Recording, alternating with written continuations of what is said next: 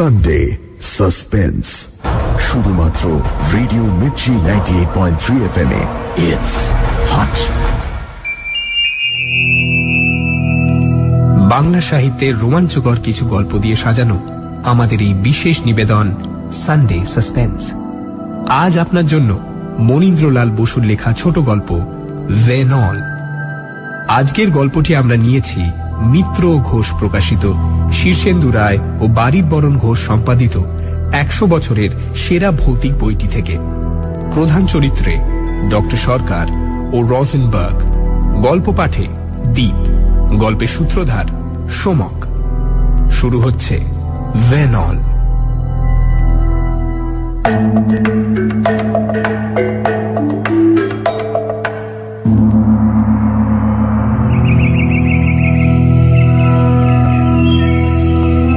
উত্তর ভারতের নানা স্থান ঘুরতে ঘুরতে নৈনিতালে এসেছি। নভেম্বরের শেষে নৈনিতাল প্রায় জনহীন। আমাদের হোটেলের দোতলায় আমি আর আরেকজন বাঙালি প্রৌঢ় ডাক্তার দুজন আছি। হোটেলটি পাহাড়ের মাথায়, বনের ধারে। নিচে নীল হ্রদ, পাহাড় ঘেরা। কখনো মরকতমণির মতো ঝকমক করে, কখনো পোখরাজের মতো। রৌদ্র তপ্ত সুনির্মল দিন, জ্যোৎস্নাময় সুশীতল পাণ্ডুর রাত্রি, চারিদিকে অপূর্ব নিস্তব্ধতা। সমস্ত দিন হ্রদটি দর্পণের মতো স্থির ছিল। রঙিন বাংলোর সারি, সবুজ ঘন, নীল আকাশ, মেঘের স্তূপ, তার উপর নানা রূপ ও বর্ণের প্রতিবিম্ব।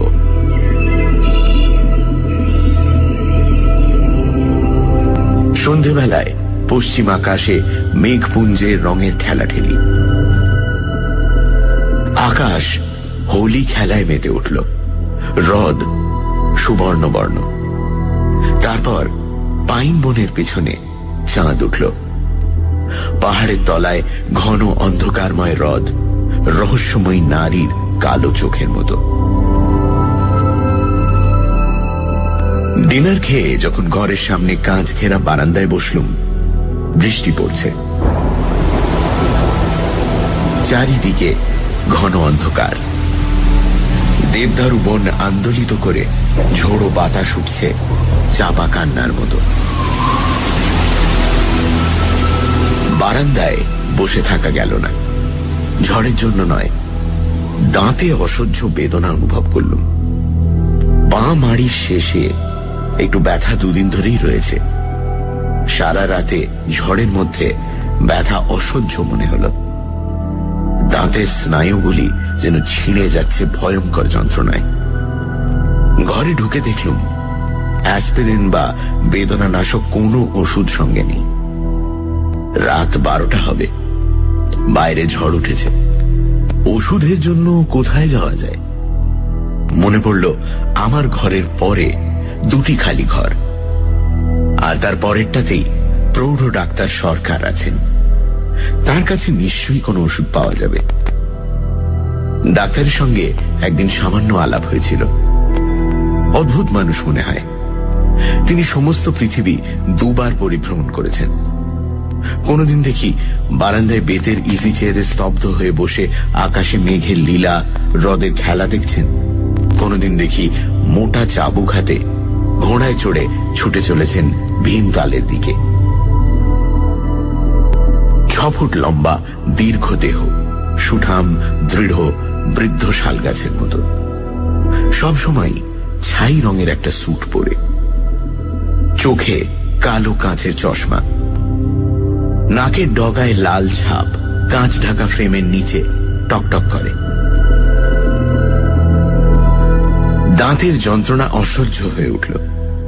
ডাক্তারের ঘরে যাওয়া ছাড়া উপায় নেই। করিডোরের এক কোণে একটি আলো মৃদু জ্বলছে। ডাক্তারের ঘরের দরজার উপর 3টে টোকা দিয়ে ডাক দিল, ডাক্তার সরকার। ভেতর থেকে উত্তর এলো, আসুন। দরজা ভেজানো ছিল, একটু ঠেলতেই খুলে গেল। ঘরে প্রবেশ করে দেখলুম স্প্রিং গদিওয়ালা রেক্সিন মোড়া লম্বা সোফাতে ডাক্তার সরকার আধশোয়া ভাবে সামনের জানলার দিকে চেয়ে। জানলার কাঁচের উপর বৃষ্টি ঝড় আছড়ে পড়ছে ক্ষুব্ধ সমুদ্রের মতো। বাইরে ঝড়ের আর্তনাদ, কিন্তু ঘরের ভেতরে অদ্ভুত স্তব্ধতা। সোফার পেছনটা দরজার দিকে। ডাক্তার সরকার আমার প্রবেশ দেখতে পাননি। তিনি বলে উঠলেন, আসুন হ্যাঁ রোজেনবার্গ, আপনার প্রতীক্ষাই করছিলাম। হ্যাঁ রোজেনবার্গ? এই হোটেলে কোনো জার্মানকে তো দেখিনি। চেঁচিয়ে বললুম, আমি কিছু মনে করবেন না, দাঁতের অসহ্য যন্ত্রণা। চমকে তিনি লাফিয়ে উঠে দাঁড়ালেন। চশমার কালো কাঁচ ঢাকা চোখ দেখা গেল না, কিন্তু কুঞ্চিত কপালের ওপর কালো সাদা চুলগুলি চকচক করতে লাগলো। ও আপনি কি চাই? আরে দেখুন না, দাঁতে ভীষণ ব্যথা। যদি আপনার কাছে কোনো ওষুধ টষুধ থাকে, আমার অ্যাসপিরিন। ব্যথা? ভালো তো। যত ব্যথা পাবেন জীবনকে তত গভীরভাবে অনুভব করবেন। যার যত বেদনা বোধ সে তো তত উচ্চ স্তরের জীব। দেখুন, ডাক্তার যদি দার্শনিক হয়ে ওঠেন, রোগীর অবস্থা বড় সঙ্গীন হয়। ডাক্তার দার্শনিক? হ্যাঁ, কোথায় ব্যথা বলুন? দাঁতে, এই তো বাঁ মাড়িতে। স্নায়ুগুলো একেবারে ছিঁড়ে যাচ্ছে। থাক, ব্যথার বর্ণনা করতে হবে না, আমি বুঝেছি। বসুন বসুন, ওই সোফায় বসুন। কি লেখার আপনি ভালোবাসেন? কুমেল, বেনেডিক্টাইন? আমার কাছে কয়েক রকম আছে মাত্র। সামনে ছোট টেবিলে নানা বর্ণ ও আকৃতির বোতল ও ছোট বড় লিকার গ্লাস। না, আমি কিছু খাই না। খান না? খেলে দাঁতের ব্যথা হতো না। খুব যন্ত্রণা হচ্ছে দেখছি। হ্যাঁ দেখি, একটা ওষুধ আছে। ডাক্তার সরকার লিখবার টেবিলের ড্রয়ার থেকে একটা ছোট শিশি বের করলেন। শিশি থেকে দুটো চ্যাপ্টার ট্যাবলেট একটা মাঝারি গ্লাসে রাখলেন। তারপর একটা বড় বোতল থেকে সোনালি তরল পদার্থ গ্লাসে ঢেলে দিলেন। গ্লাসটা নেড়ে আমায় দিয়ে বললেন, খেয়ে ফেলুন। একটু হালকা ওয়াইন মিশিয়ে দিলাম, ওতে ওষুধের কাজ ভালোই হবে। আর আমার ঘরে জল নেই, চাকরটা সন্ধ্যে থেকে পলাতক।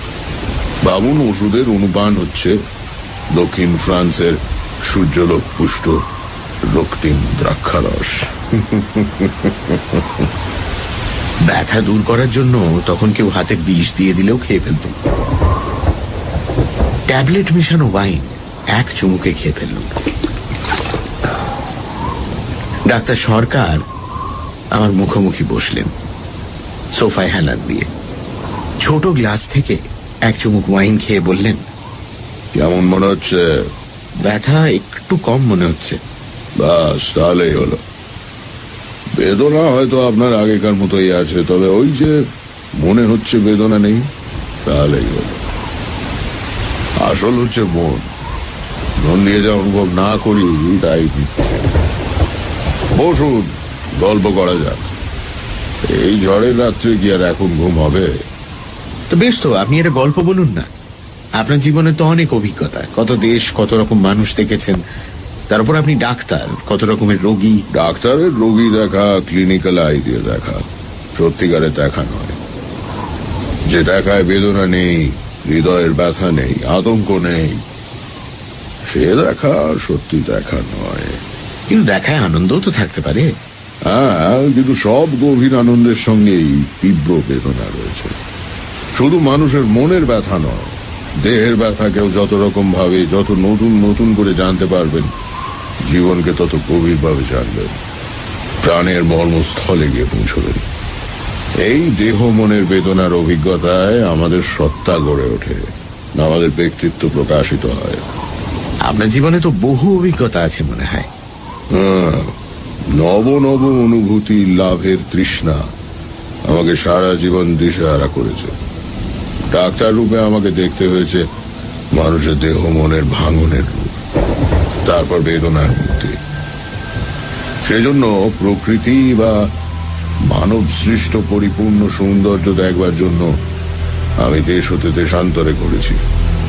দেহের সমস্ত স্নায়ু, শিরা, উপশিরায় রক্তস্রোত দিয়ে প্রাণের গতি, উল্লাস, আনন্দময় অভিব্যক্তি অনুভব করতে চেয়েছি। এমনি ঝড়ের রাত্রে আমি সাঁতরে পদ্মা পার হয়েছি, বন্যায় নগর গ্রাম ভেসে যেতে দেখেছি, কারাকোরাম পর্বতের 17,000 ফিট উঁচুতে তুষার নদী পার হয়ে কাশ্মীর হতে খোটান গেছি, মোটর কারে সাহারা মরুভূমি অতিক্রম করেছি, ইউগান্ডার জঙ্গলে সিংহ মেরেছি। কত অপূর্ব বস্তু, কত অপরূপ দৃশ্য চোখের সামনে ভেসে ওঠে। শ্রীনগরের ডাল হ্রদে রঙিন সন্ধ্যা, শীতের সুইজারল্যান্ডে জ্যোৎস্না রাত্রে তুষার শুভ্রতায় স্লেজ চালানো, লিডোতে ভূমধ্য সাগরের সমুদ্র তীরে সূর্যালোক পান, নিউ ইয়র্কের 5th অ্যাভিনিউয়ের জনতা, জঙ্গল বেষ্টিত অ্যাঙ্কর বাট, বেলজিয়ামের যুদ্ধ ট্রেঞ্চ, অন্ধকার রাত্রে তাজমহল, প্রয়াগে কুম্ভ মেলা, মিসিসিপির ঘন অরণ্য, প্রশান্ত মহাসাগরের উপর এরোপ্লেন, এর সব অভিজ্ঞতা আমার আত্মাকে মূর্ত করেছে বটে, কিন্তু আমার সত্তার বিকাশ হয়েছে মানব অন্তরের বেদনাময় অনুভূতিতে। ডাক্তার সরকার চুপ করলেন। ঝোড়ো বাতাসে কাঁচের জানলা ঝনঝন করে উঠল। অন্ধকার আকাশের এক প্রান্ত থেকে অপর প্রান্ত বিদ্যুৎ চমকে গেল। ঘন নীল পর্দা ঘেরা আলো কেঁপে কেঁপে উঠল। আমি ধীরে বললাম, আচ্ছা, আপনি হ্যাঁ রোজেনবার্গ বলে কারোর জন্য অপেক্ষা করছিলেন কি? ডাক্তার সরকার চমকে সোজা হয়ে বসলেন। তার চশমার কাঁচ চকচক করতে লাগলো অন্ধকার রাত্রে কালো চোখের মতো। বোতল থেকে একটু ওয়াইন ঢেলে পান করে কিছুক্ষণ চুপ করে বসে রইলেন। তারপর আমার দিকে চুরুটের বাক্স এগিয়ে দিয়ে বললেন, একটা চুরুট ধরান, গল্পটা আপনাকে তাহলে বলি।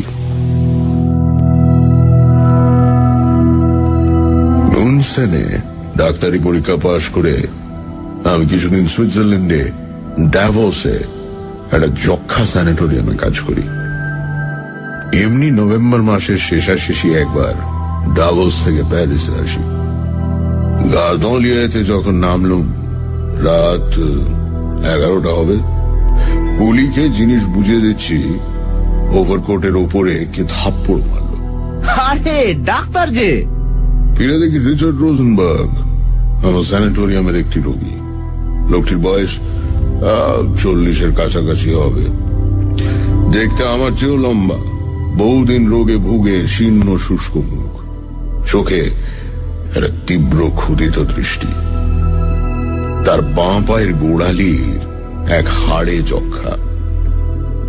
6 বছর স্যানিটোরিয়ামে বাস করার পর সেরে গেছে। এখন ক্রাচের সাহায্যে বাঁ পা তুলে খটখট করে ঘুরে বেড়ায়। লোকটি জাতে সুইস, তার পূর্বপুরুষ এসেছিলেন নরওয়ে থেকে। জুরিখে এক ধনী মহাজনের একমাত্র সন্তান। অবাক হয়ে বললাম, আপনি এখানে? পরশু আপনার জ্বর হয়েছিল, আপনার তো স্যানিটোরিয়াম থেকে বার হওয়া বারণ। আরে আমি পলাতক ডাক্তার, আমি পলাতক। প্রাণ হাঁপিয়ে উঠেছিল। বাই দ্য ওয়ে, আপনি কোন হোটেলে যাচ্ছেন? ল্যাটিন কোয়ার্টারে আমার এক জানা সস্তা হোটেল আছে, সেখানে ঘর রাখতে বলেছি। চলুন তবে, আমি আপনার সঙ্গেই যাব। একা বড় হোটেলে গিয়ে থাকতে আপনার ভালো লাগবে না। আফটার অল ছাত্রদের থাকবার হোটেল তো। পথে ট্যাক্সিতে রোজেনবার্গ বললেন তার মাথায় মাঝে মাঝে অসহ্য যন্ত্রণা হয়। তার বিশ্বাস তার মস্তিষ্কে ক্যান্সার হয়েছে। জুরিখে এক ডাক্তার নাকি বলেছেন টিউমার হতেও পারে।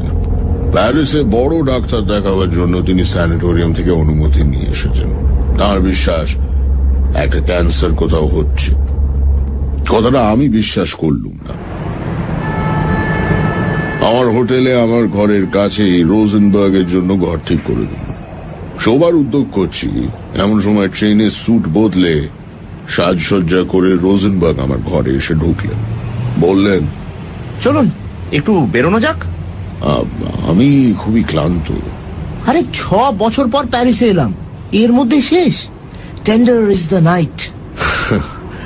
আপনি ঘুরে আসুন, আমি জামা কাপড় ছেড়ে ফেলেছি। ওকে, দেখুন সেন নদীর তীরে একবার ঘুরে আসতে না পারলে না আমার রাত্রে ঘুমই হবে না। ঠিক আছে, গুড নাইট। বিছানাতে শুয়ে শুনতে লাগলো হ্যাঁ রোজেনবার্গ সরু সিঁড়ির কাঠের ওপর ক্রাচের খটখট শব্দ করে দ্রুত নেমে যাচ্ছেন প্যারিসের পথে আনন্দ লাভের সন্ধানে। পরদিন সকালে খবর নিয়ে জানলাম রোজেনবার্গ অকাতরে ঘুমোচ্ছেন। রাত 3টের সময় মাতাল অবস্থায় হোটেলে ফিরেছেন। এরপর 7 দিন রোজেনবার্গের সঙ্গে দেখা হয়নি। সানডে সাসপেন্স, শুধুমাত্র রেডিও মির্চি 98.3 FM। গল্পের পরবর্তী অংশ ব্রেকের পর।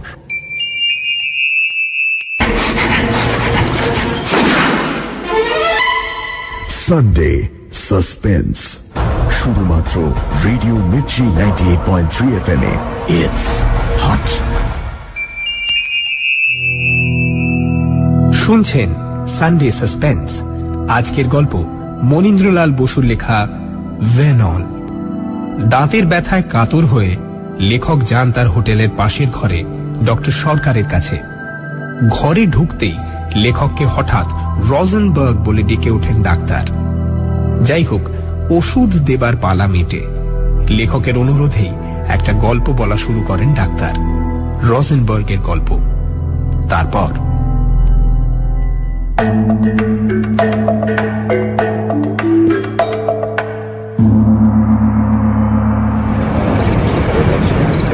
রাত্রে পুচিনি টস্কা দেখে অপেরা থেকে রাস্তায় বেরিয়েছি। ওভারকোটের ওপর একটা থাপ্পড় মেরে কে বলল, আরে ডাক্তার। পেছনে ফিরে দেখি রিচার্ড রোজেনবার্গ। আরে ডাক্তার, কেমন লাগলো অপেরা? চমৎকার। চলুন তবে, কাছেই একটা ইটালিয়ান রেস্টুরেন্ট আছে, চমৎকার মোজেল মদ রাখে। 1913 সালের যুদ্ধের ঠিক আগের বছরের মোজেল মদ। আপনি না এলে আমি কিন্তু সত্যিই দুঃখিত হব। অপেরার সঙ্গীত তখন আমার কানে বাজছে।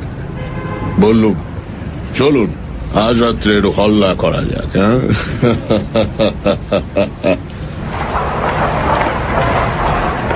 রেস্তোরাঁতে কিছু খেয়ে আমরা অপেরার কাছে একটা ক্যাফেতে এসে বসুন। পথের ফুটপাথের অর্ধেক জুড়ে টেবিল চেয়ারের সারি, বাস দিয়ে নানা সজ্জার নরনারীর স্রোত অবিরাম বয়ে চলেছে। রোজেনবার্গ, প্যারিসের জীবন কেমন উপভোগ করছো? বড্ড ব্যথা, মাথার মধ্যে না ভীষণ ব্যথা হয়। পকেট থেকে সেটি ছোট শিশি বের করে ছোট টেবিলের উপর রাখলো। কিছুক্ষণ পর শিশি থেকে 2টো ট্যাবলেট বের করে কফির সঙ্গে মিশিয়ে খেয়ে ফেললো। 2 ঘন্টা অন্তর অন্তর এই অ্যাসপিরিন খাচ্ছি, না হলে না এই যন্ত্রণায় মরে যাব। কোনো ডাক্তার দেখালে? হ্যাঁ, দেখিয়েছি। ডক্টর লেভি বললেন মাথায় নয়, পেটে লিভারের কাছে টিউমার মনে হচ্ছে। ক্যান্সারের পূর্ব লক্ষণ হতে পারে। তবে তবে আমি জানি ওটা ক্যান্সার হবেই। ক্যান্সারে আমার মা মারা গেছেন। ওহ, সে কি অসহ্য যন্ত্রণা। হঠাৎ সে থামল।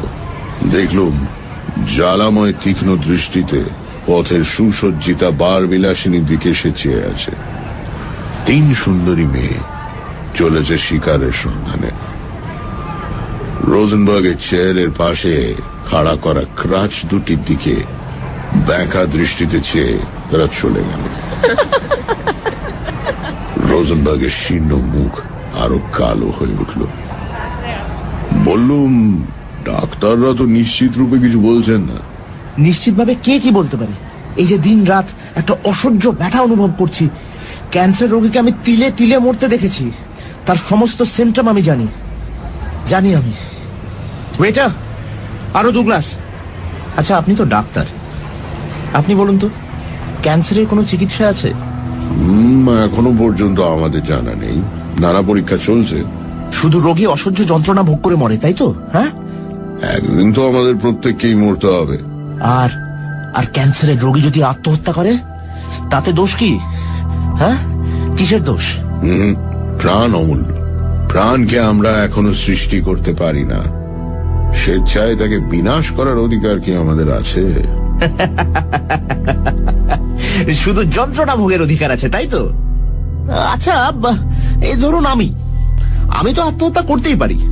আমার মা নেই, বাবা 2 মাস হলো মারা গেছেন, কিন্তু কিন্তু আমার এক বুড়ি দিদিমা আছেন। আমি কিছু করে বসলে তিনি মনে বড় আঘাত পাবেন। হ্যাঁ, আঘাত পাবেন। ওয়েটার, এই নোটটা একটু ভাঙিয়ে আনো তো দেখি। ক্যাফের এক ওয়েটার আমাদের কাছে এগিয়ে এলো। রোজেনবার্গ তার বুকের পকেট থেকে একটা মোটা মানি ব্যাগ বের করলো, নানান রঙের নোটে ভরা।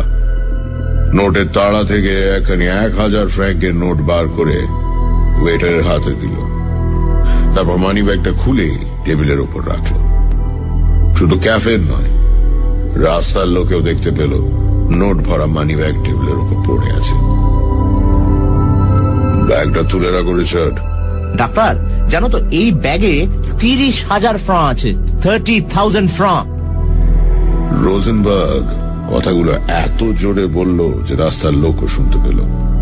ক্যাফের লোকেরা আমাদের টেবিলের দিকে অবাক হয়ে চেয়ে রইল। আস্তে, চেঁচামেচি করছো কেন? ব্যাগটা পকেটে রাখো। এত টাকা পকেটে নিয়ে প্যারিসের রাস্তায় এরম ভাবে করার মানে কি? মানে কি, তাই তো? বেশ বলেছো ডাক্তার। আচ্ছা, তোমাকে ধাঁধা দেওয়া যাচ্ছে, উত্তর দাও। একটা লোক 30,000 ফ্রাঁ পকেটে নিয়ে সবাইকে দেখিয়ে প্যারিসের রাস্তায় ঘুরে বেড়াচ্ছে কেন? জীবনটা একটা গোলক ধাঁধা নয় কি? একবার প্রবেশ করলে সব সময় বের হওয়ার রাস্তা খুঁজে পাওয়া যায় না ডাক্তার। দেখো, এর চেয়ে কম টাকার জন্য প্যারিসের পথে লোক খুনও হয়েছে। বাহ, বেশ বলেছো তো। শোনো ডাক্তার, তোমার সঙ্গে আমার দেখা হয়ে খুব ভালো হলো, জানো তো। আমার যেরকম শরীরের অবস্থা, যে কোনো সময় কিছু ঘটতে পারে। আমার যদি হঠাৎ কিছু হয়, দেখো আমি এখন লক্ষপতি কিন্তু, হ্যাঁ, তাহলে আমার যদি কিছু হয় না, আমার সম্পত্তির অর্ধেক আমি এক ক্যান্সার রিসার্চ হসপিটালে দিয়ে যেতে চাই। আমার একটা উইলও আছে, স্যানিটোরিয়ামে আমার ঘরে নয়, এক জায়গায় লুকোনো আছে, সেটা তোমায় বলে যেতে চাই। হঠাৎ রোজেনবার্গ চুপ করে পথের দিকে চাইল। আমাদের কাছ দিয়ে একটি যুবক ও যুবতী যাচ্ছিল। যুবকটি কদাকার ভিন প্রকৃতির দেখতে, প্যারিসের গুন্ডা দলের মনে হয়। যুবতী কিন্তু পরমা সুন্দরী, সদ্য প্রস্ফুটিত শ্বেত পদ্মের মতো স্নিগ্ধ লীলায়িত মূর্তি। রোজেনবার্গ দাঁড়িয়ে তাদের দিকে ডাকলেন, ম্যাডাম। মেয়েটি হেসে এগিয়ে এলো। আমাদের টেবিলে আমাদের দুজনের মধ্যে চেয়ারে এসে বসলো। যুবকটি কিন্তু কোথায় সরে পড়ল। হ্যালো ম্যাডাম, কি খাবেন বলুন? চলো এক রেস্তোরাঁতেই যাওয়া যাক, সন্ধ্যে থেকে খাইনি, বড় খিদে পেয়েছে। মহিলার 2 চোখে কৌতুকময় হাসি। রোজেনবার্গ তার দিকে মন্ত্রমুগ্ধের মতো চেয়ে বলল, আরে আমরা এই খেয়ে এলাম, এই নাও, কাল সকালে খেয়ে নিও। রোজেনবার্গ আবার ব্যাগ বার করে মহিলার হাতে একখানা 500 ফ্র্যাঙ্কের নোট দিয়ে দিল। ব্যাগের নোটের তাড়া রাস্তার লোক শুধু দেখতে পেল। মহিলার চোখ দুটি ঝলসে উঠল। আমি বললুম, অনেক রাত হয়েছে তো, এবার যাওয়া যাক। আমরাও যাব, চলুন ম্যাডাম। ট্যাক্সিতে মেয়েটি বসলো আমাদের দুজনের মাঝখানে। আমি চুপ করে বসে রইলাম। রোজেনবার্গ অনর্গল বকে যেতে লাগলো। দেখো ডাক্তার, আজকাল রাতে ভেরনল না খেলে না আমার ঘুম হয় না। আচ্ছা, কোনো ভালো ঘুমের ওষুধ তোমার জানা আছে? তুমি দিতে চাও না সে আমি বুঝতেই পারছি। মেয়েটি হেসে বলে উঠল, আমি জানি। হ্যাঁ, কি? সে বলবো না। তারপর সমস্ত পথ রোজেনবার্গ আমার সঙ্গে ভেরনলের গুণ ও ক্রিয়া সম্বন্ধে আলোচনা করতে করতে এলো। সে 3 থেকে 4টি ট্যাবলেট খায়, কটা ট্যাবলেট খেলে মৃত্যু হওয়ার সম্ভাবনা, ড্যাভোসে কে কবে ভুলে বেশি ভেরনল খেয়ে মরেছে, ইত্যাদি ইত্যাদি। হোটেলে ঢুকে রোজেনবার্গকে একটু আড়ালে ডেকে বললুম, মেয়েটি কে? সে অবাক হয়ে বলল, মেয়েটি? ও ওই মেয়েটি? ওকে ওকে আরে ওকে আমি চিনি না। আমি অবাক হয়ে বললুম, তাহলে তুমি ওকে জানো না? তোমার সঙ্গে এত টাকা রয়েছে, ব্যাগটা না হয়? আসার সময় দেখলুম ট্যাক্সির পেছনে আর একটা মোটর কার আসছে। রোজেনবার্গের বিস্তীর্ণ পাণ্ডুর মুখে অদ্ভুত হাসি খেলে গেল। ডাক্তার, এই পৃথিবীতে আমরা কে কাকে চিনি বলতো? মেয়েটিকে নিয়ে রোজেনবার্গ তার ঘরে গেল। আমি আমার ঘরে গিয়ে ক্লান্ত হয়ে বসে পড়ল। বাইরে টিপ টিপ করে বৃষ্টি পড়ছে, বাতাস বইছে খ্যাপা কুকুরের অবিশ্রান্ত আর্তনাদের মতো। সমস্ত হোটেল নিঝুম নিদ্রিত। এই রাত্রে ঘুমোবার আশা নেই। ফায়ারপ্লেসের ওপর অষ্টাদশ শতাব্দীর পুরনো ঘড়িটা শূন্যভাবে চেয়ে রইল। মপাসার একটি গল্পের বই নিয়ে পড়তে শুরু করলাম। কখন ঘুমিয়ে পড়েছিলাম জানি না। জানলার শাসি ঝনঝন শব্দে ঘুম ভেঙে গেল। ঝড় উঠেছে, তার সঙ্গে মেরু তুষারপাত। বাইরে উন্মত্ত প্রকৃতি, অন্ধকারে বিদ্যুতের গর্জন, কিন্তু হোটেল অস্বাভাবিক রকমের নিস্তব্ধ। চমকে উঠলাম। রোজেনবার্গের ঘরে কি হয়েছে কে জানে। মেয়েটি নিশ্চয়ই কাজ শেষ করে চলে গেছে। পাশে স্নানের ঘরে জলের কল ভালো করে বন্ধ হয়নি, জলের ফোঁটা টপ টপ করে পড়ছে। হঠাৎ মনে হলো কে যেন আমায় ডাকছে। ডাক্তার, আরে ডাক্তার, শুনতে পাচ্ছ ডাক্তার? কাঠের দরজার ভেতর দিয়ে অন্ধকার করিডোর পার হয়ে সে আহ্বান আসছে। ধীরে উঠে ঘরের দরজা খুললুম। অন্ধকার করিডোর, রোজেনবার্গের ঘরের দরজা ফাঁক করা। সেই ফাঁক দিয়ে আলোর রেখা অস্পষ্ট এসে পড়েছে। আলোর রেখা দেখে মনে সাহস হলো। তাড়াতাড়ি করিডোর পার হয়ে রোজেনবার্গের ঘরে ঢুকলাম। স্তব্ধ ঘর। রোজেনবার্গ বিছানাতে চাদরের উপর স্থির হয়ে শুয়ে আছে। স্যুট ছেড়ে রাতের পোশাকও পরেনি। অতি স্থির হয়ে শুয়ে, চোখে অচঞ্চল দৃষ্টি। পাশে ছোট টেবিলে ভেরনলের শূন্য শিশি, দুটো খালি বোতল ও খালি গ্লাস। মেয়েটি কোথাও নেই। ডাকলুম, রোজেনবার্গ, রোজেনবার্গ, রিচার্ড। কোনো সাড়া নেই। কোথায় একটা খটখট শব্দ হলো। কপালে হাত দিয়ে দেখলুম বরফের মতো ঠান্ডা। হাত ধরে নাড়ি দেখলুম কোনো স্পন্দন নেই। জামা খুলে বুকের উপর কান পেতে শুনতে চেষ্টা করলুম বুকের ধুকপুকানি এখনো একটু আছে কিনা, কিন্তু না। চিরদিনের মতো হৃৎপিণ্ডের স্পন্দন বন্ধ হয়ে গেছে। বাইরে ঝোড়ো বাতাস তখনও গর্জন করছে। বুঝলাম আমার আর কিছু করবার নেই। ধীরে চোখ দুটো বন্ধ করে গায়ের ওপর একটা চাদর দিয়ে বেরিয়ে গেল। নিজের ঘরে ক্লান্ত হয়ে সোফায় বসতে শীতের রাতে গায়ে ঘাম দিল। আবার মনে হলো কে যেন আমায় ডাকছে। ডাক্তার, ডাক্তার, আরে ডাক্তার, শুনতে পাচ্ছ ডাক্তার? অন্ধকার করিডোর পার হয়ে কাঠের দরজার ভেতর দিয়ে সে ডাক আমার ঘরে ধোঁয়ার মতো ভরে উঠল। একটা সিগারেট ধরালাম। একটা জানলা খুলে দিলাম। যদি বাইরে ঝোড়ো বাতাসের গর্জনে ঘরের এই ডাক ডুবে যায়। আহ্বান অতি মৃদু ছিল, তীব্র উচ্চ হয়ে উঠল। ডাক্তার, আরে ডাক্তার, শুনতে পাচ্ছ ডাক্তার? শুধু আমার নাম ডাকা নয়, সিঁড়ির কাঠের ধাপের উপর ক্রাচের খটখট শব্দে সুপ্ত হোটেলের স্তব্ধতা কেঁপে উঠছে। ডাক্তার, আরে ডাক্তার, শুনতে পাচ্ছ ডাক্তার? ক্রাচের শব্দ, সিঁড়ি দিয়ে উঠে ঘরের সারি পার হয়ে অন্ধকার করিডোর অতিক্রম করে আমার ঘরের সামনে এসে থামল।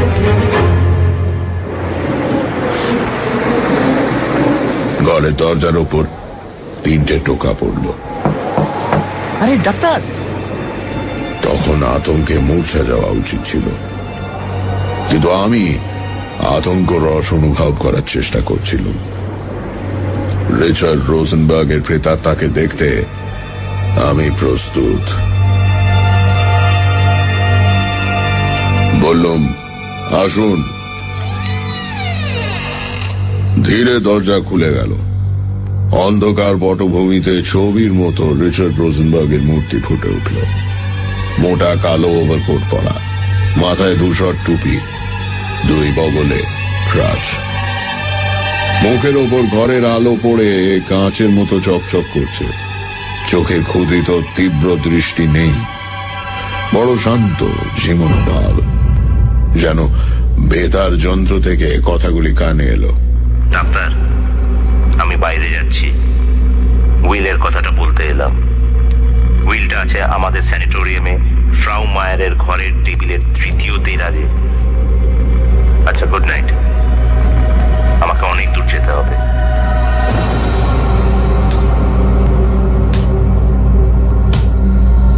মূর্তি মিলিয়ে গেল।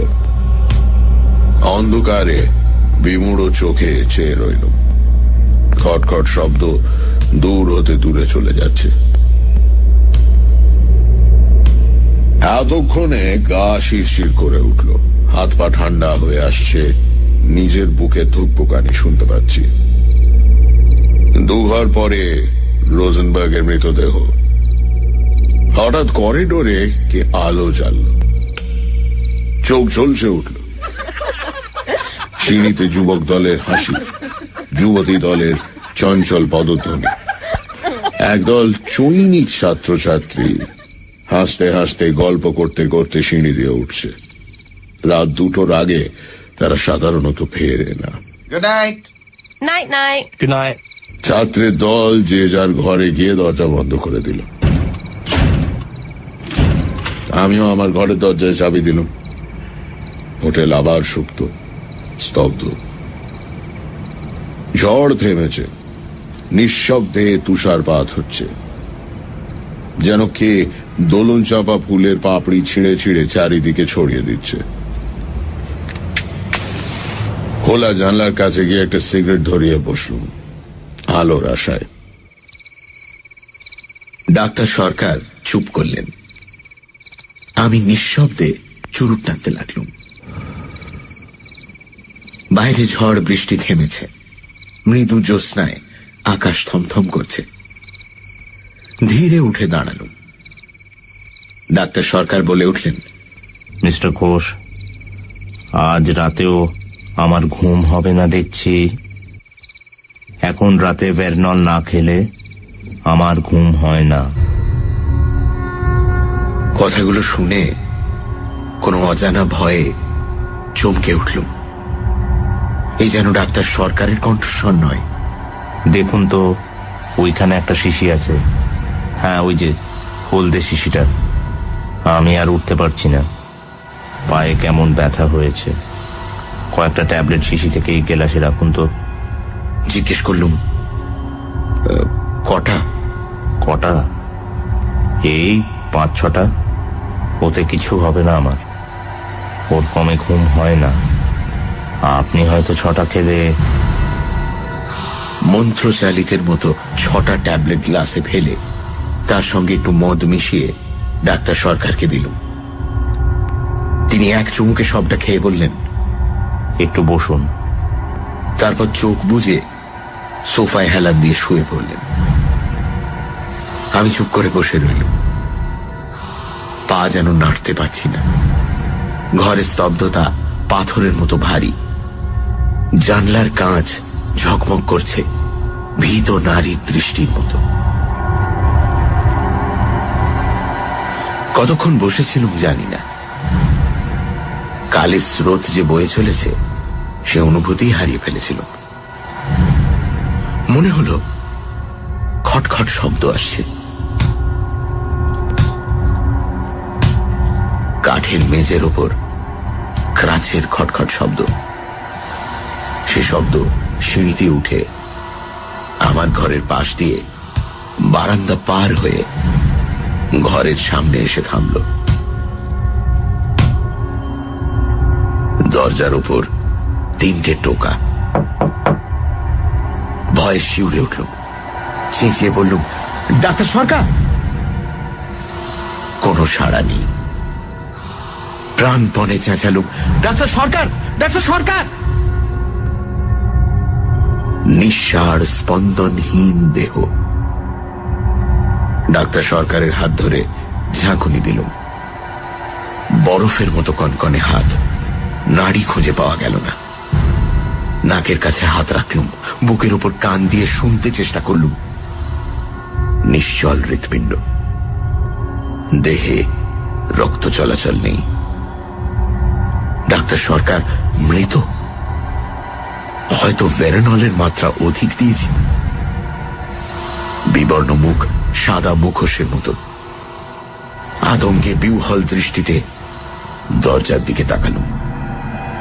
দরজার ওধারে রিচার্ড রোজেনবার্গের প্রেতাত্মা, আর এধারে ডাক্তার সরকারের মৃতদেহ। কালো চশমার কাঁচের পেছন থেকে চোখ দুটো নড়ে উঠল। শিউরে উঠলুম। ডাক্তার সরকার বলে উঠলেন, কে মিস্টার ঘোষ, আবার দাঁতের ব্যথা হচ্ছে নাকি? না। তবে ভয় পেয়েছেন তো? না, আমি মরিনি। অত সহজে মৃত্যু হয় না। আমার মনে হয়েছিল। সে রাত্রে প্যারিসের হোটেলে কিরকম আতঙ্ক অনুভব করেছিলাম তার কিছু আভাস পেলেন বোধ হয়। আপনি চমৎকার অভিনেতা দেখছি। অভিনয় করতে পারি বলেই এতদিন বেঁচে আছি। আচ্ছা, আপনি শুতে যান। আজ রাত্রে আর রোজেনবার্গ এলো না। আপনি নিশ্চিন্ত হয়ে শুতে যান। একটু খেয়ে যান, ভালো ঘুম হবে। ও শুনুন, গল্পের শেষটা তো আপনাকে বলা হয়নি। সকালে কিন্তু রোজেনবার্গের মৃতদেহ হোটেলের ঘরে পাওয়া গেল না। 2 দিন পরে সেন নদীর জলে মৃতদেহ পাওয়া গেল। লোকে বলল গুন্ডারা রাতারাতি মৃতদেহ সরিয়ে নিয়ে গেছে, কিন্তু আমার থিওরি হচ্ছে মহিলা ওকে মারেনি। আপনার কি মনে হয়?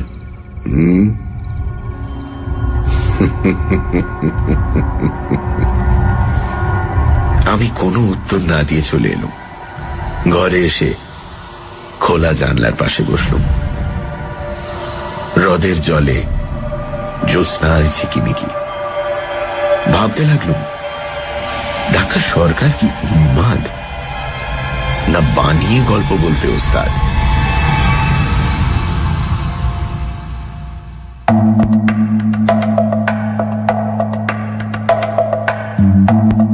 শুনছিলেন ভেনল, রচনা মনীন্দ্রলাল বসু, গল্প পাঠে এবং ডক্টর সরকারের ভূমিকায় দীপ, গল্পের সূত্রধার সোমক, রোজেনবার্গ পুষ্পল, মহিলা রিয়া, শব্দগ্রহণ, আবহ সঙ্গীত এবং স্পেশাল এফেক্টসে রিচার্ড, বিশেষ সহযোগিতায় লাবণ্য, পর্ব পরিচালনায় রাইট ব্রাদার্স থেকে অভিষেক ও অনির্বাণ, পরিকল্পনা ও পরিচালনায় ইন্দ্রাণী। আগামী সপ্তাহে ঠিক এই সময় আরও একটি রোমাঞ্চকর গল্প নিয়ে হাজির হবে সানডে সাসপেন্স।